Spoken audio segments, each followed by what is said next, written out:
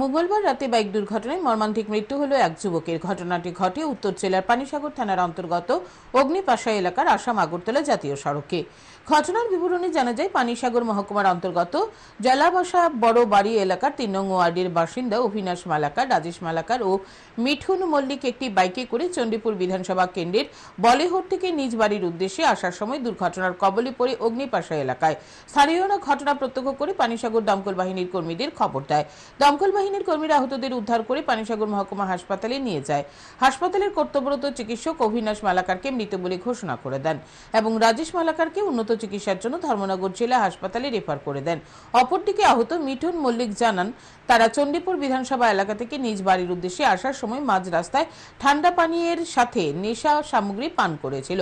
Abhinash bike চালাচ্ছিল। আচমকা Mithun Mallick bike থেকে নামিয়ে দেওয়ার জন্য বলে, কিন্তু বাইক থেকে নামার আগেই সে বাইক থেকে ছিটকে পড়ে আহত হয়। অভিনাশ ও রাজেশ বাইক নিয়ে কিছুটা সামনে যাওয়ার পর রাস্তার পাশে দাঁড়িয়ে থাকা একটি গাড়ির পেছনে ধাক্কা মারে। এতে তারাও গুরুতরভাবে আহত হয়। তিনজন আপনার দোকানঘাট থেকে রেভেন করে এদিকে গেছে, দোকানঘাট হইলে পদ্মবিল, আর আপনার এদিকে কই গেছিলেন?